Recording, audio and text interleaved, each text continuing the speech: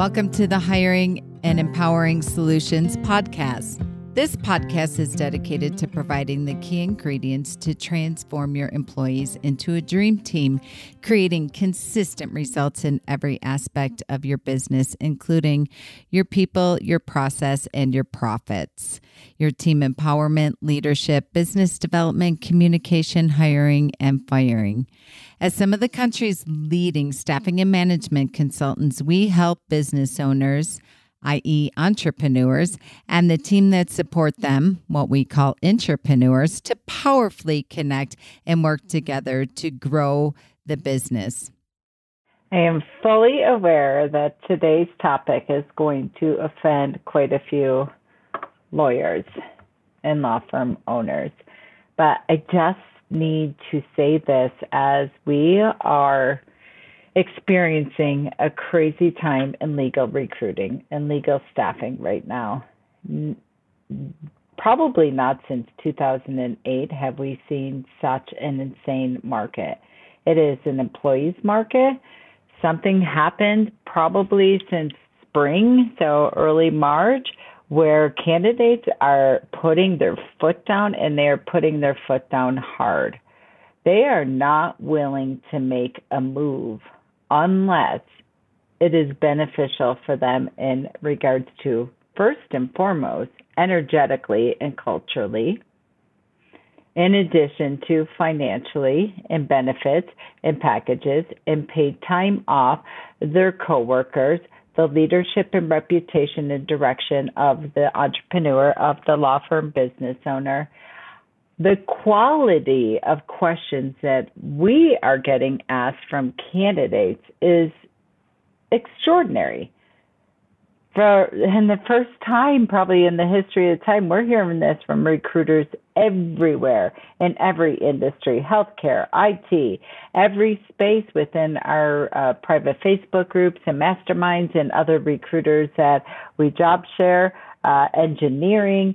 Everywhere across the planet, people are hearing this, that the candidates it's like this awakening that has occurred since the pandemic.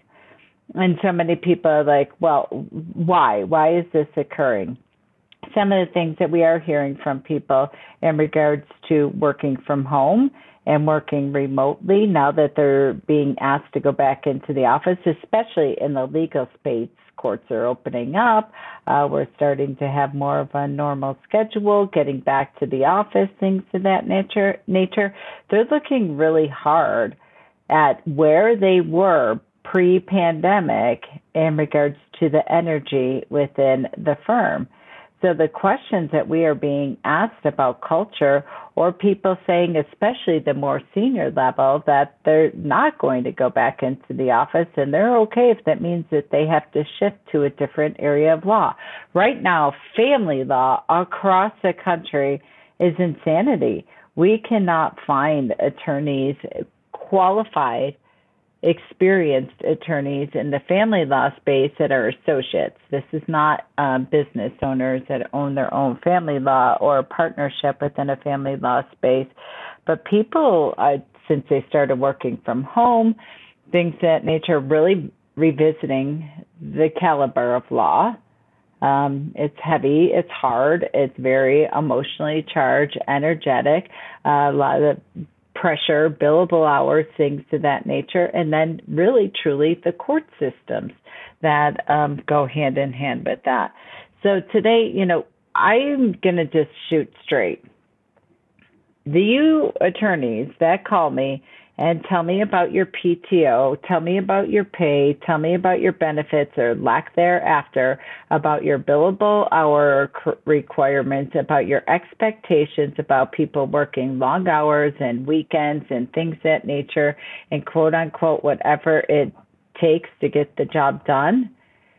And then expect us as hiring agencies to fill, these are the words you use, fill your positions, but really, you have to understand that recruiting is sales. We are selling your law firm. We are selling you. We're selling your culture. We're selling your clients. So now more than ever, recruiting has turned into 100% sales. And I can't tell you how many attorneys get offended. I probably turned down 5 jobs last week because the attorneys were angry. Their expectations of what they wanted in a quote unquote senior attorney or senior paralegal, and what they were willing to pay them and give them for PTO and give them for benefits and things of that nature. I flat out told them, I can't sell this job. I'm not going to be able to sell your job. I'm not going to take your money. I'm not going to put myself and my team through all this stress trying to sell this job, because guess what? How this lands for the candidates is it's a lousy job. There's no opportunity here. And I had a firm that I had shared this with. I said, I can't, your PTO is not competitive. Your benefits are not competitive, and your salary is absolutely not competitive. So you have to be able to wiggle and flex and or your billable hour requirements. Plus, they wanted a senior level attorney that they wanted to come into the office 5 days a week. And I've had so many senior level attorneys say, no, at this stage of my career, I don't have to do that. Now, listen, I don't like delivering this news any more than you all like hearing it. It's just the brutal truth in the State of the Union of where people are sitting in regards to employees, and really making a calculated, conscious decision about what their next move is if they're willing to make a move. I had this attorney get so furious with me, and actually her anger came out so much more that I was like, ooh, I really picked up on my intuition around the tonality within this firm. Because this is the other thing I said. Talk to me about the previous attorneys that were in this position. Well, they're both gone. They both said they were stressed out, that the workload was too much, what have you. And as this attorney's telling me this, I'm like, it wasn't the workload, it was you. And when I delivered this message, it did not go well. And so I very quickly saw where there was a very collaborative environment where you are able to speak your truth and everybody's opinions matter, that we do want to hear from our employees. And I very quickly saw by this attorney's response that that was not the case. So really, it didn't even matter if they would come back and be comparable with their PTO, their base or their incentive base, their bonus structures or anything of that nature, because the culture was so incredibly toxic. And again, I had another attorney, same thing, waited way too long before hiring, came to us. Amazing on the Zoom discovery meeting, talking about what a great culture they have, all the fun things that they do, from happy hours to outings, what have you. They do yoga during lunchtime, etc., things of that nature. And I was very clear with this attorney, your area where you are, your marketplace is very, very tight. It's a rural area. Number 2, the area of law that you're in, you're doing family law, so it's tight across the nation, very clear on the expectations, the time frame, saying it could take up to 6 months, what have you. Well, 2 days into the job, we start getting our email absolutely in flames and blowing up because the attorney is so stressed out with work, and then sending us emails saying, find me a candidate. We did find a candidate, but they didn't want to pay her what she was worth, and their PTO was incomparable. But the translation to the employer was, well, then they obviously, if they're worried about their PTO, they're obviously not a hard worker, and they're going to be taking vacations all the time, so I don't want them here. And that's not the case. You all know, do a Google search. Look at companies that are employee-owned companies, or look at companies that have shifted to unlimited PTO. You'll see the statistics, you'll see the data, you'll see the information in regards to companies with unlimited PTO. Employees don't abuse it. In fact, they take less vacation and paid time off than those with a very structured paid time off, because it communicates trust. It communicates value. It communicates culture. It communicates family first. And so that message alone is worth its weight in gold, because if the person does abuse it, you would very quickly get rid of them, just like you would with any. It's just a false reality in regards to these numbers around time off. They're not going to abuse it. Now, I'm not lobbying that you move to a complete unlimited PTO policy at all. That's not what I'm saying. But what I'm saying is that you really need to start looking at your benefits. What do you bring to the table as an employer? Why would you are expecting to have somebody that has the skill set, the mindset, the emotional intelligence, they're governing, they have X amount of years of industry service and experience, because what I hear from y'all is I don't have time to train, but it doesn't matter if the person has the most amazing skill set and resume and experience, but their personal life is a hot mess, or they do not have a strong follow through, or there's so many other things but when you get really attached to the years of service, specifically in a specific industry, you have to really look at what you're bringing to the table as an employer, from culture, from processes, from salary, to bonus structures, to PTO, to benefits, and things of that nature. Because right now, people are telling us, they're interviewing us more than they ever have, candidates and employees. I've never seen the salary requirements in the legal space that I've seen. I don't care if they've been out of school for 1 week, out of law school for 1 week. They still have their loans that they have to pay off. So when you come in hot and you knew you waited too long to hire in the first place, if you think you're going to want to hire at all in 2021, my recommendation is you start that process now, because it's very, very tight. Some firms are sitting at, depending on their region and where they're located, are sitting at 5-6 months before placement. So your failure to plan cannot become a hiring crisis. Don't put yourself in that position. Just like the attorney I was telling you about, wonderful on the discovery call, then blowing up our emails, because I need someone because I'm so stressed out, what have you, need to find someone, knowing the market was totally tight. And then 20 days in, we had to end the relationship, because now it got to a point where the true colors were coming out and we couldn't even sell this person. Whatever candidate we put in there would never have lasted.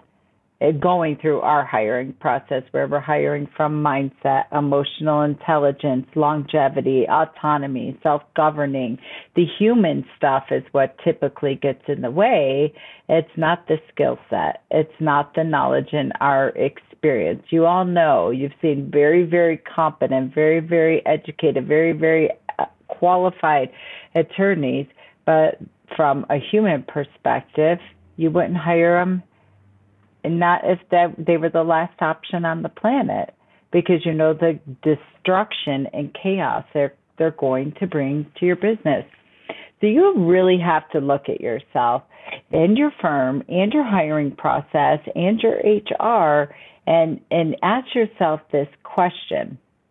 And that's a question I have to ask myself every day, and the firms that we coach as well, of what do you bring to the table? Why would an employee want your job within your law firm, knowing that the market is so competitive right now? There's a shortage of attorneys. There's a shortage of paralegals that are actively looking for positions, let alone experience. I mean, even finding baby attorneys, they're not out there like they used to be. They're getting made positions straight out of law school, and there are firms that are taking them even if they don't have the experience. And then they're not going to make a move for quite some time in this market. So what do you bring to the table? And you have to be really honest with yourself. Here's another thing I will say. You no longer can use this statement or phrase. This is what I hear from attorneys all the time. Well, when I was an associate, I was expected to, and then they go into just this heavy and hard world that they lived in of billable hours, working 7 days a week. It's almost like the story that your parents tell you when you're complaining about getting ready for school or whatever hard chores you have to do, and they use this story of, well, when I was your age, I used to walk to school uphill both ways with no coat and no shoes in a blazing snowstorm. That's how it lands. It doesn't matter what you did when you were an associate way back when in your firm and how you never complained and you didn't have entitlement or expectations or what have you. These demands and these requests from these candidates that we are speaking to, they're not entitled. They are not coming from a place of they do not want to work hard, and they do not want to work long, and they do not want to over-deliver. That is not the case. The case is they want to be valued. They're empowered and they're educated. They know all your war stories. And they don't want to operate like that. In business, if pandemic has not taught us anything, it doesn't have to be like that anymore. And people are fully, wholly aware of that. So get really, really clear on what it is that you bring to the table as an employer and why somebody would want to take your job over any other opportunity, because there are many of them in your marketplace, why they want your job over anybody else's.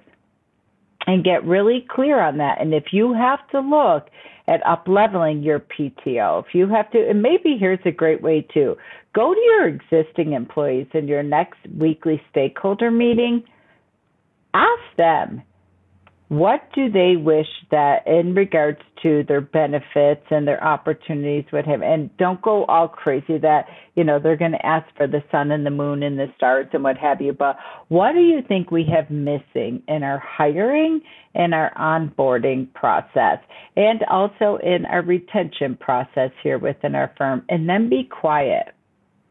Most often it's the very simple things that they want. Maybe Fridays off, every other Friday off, or we have summer hours, or we close the office at noon, or we close the office at 2, and we're able to have that. It's the little things like that that will go such a long way. So get really clear on why anyone, and that's why I picked this title, because I just had a senior level 10+ year litigation attorney literally tell me, this is the lousiest job in the world that you're trying to sell me. And they're right compared to some of the other opportunities on there. But however, it's a phenomenal culture. It's a phenomenal attorney that they can work with. And for the right person, we will be able to sell that, because the attorney is an amazing human being, business owner, and they have created an extraordinary culture. So if you don't have the money, the benefits, the PTO, or what have you, you better have the human side to your business. I'm just going to tell you, in order to get and keep employees, because it is shark-infested waters out there with recruiters trying to poach people away, especially in the legal space. And I don't say this from a place of fear, but flip it as a place of excitement to really up-level your law firm culture. All right, let me know what I can do to support you. Until next time, this has been an episode of Hiring and Empowering Solutions podcast.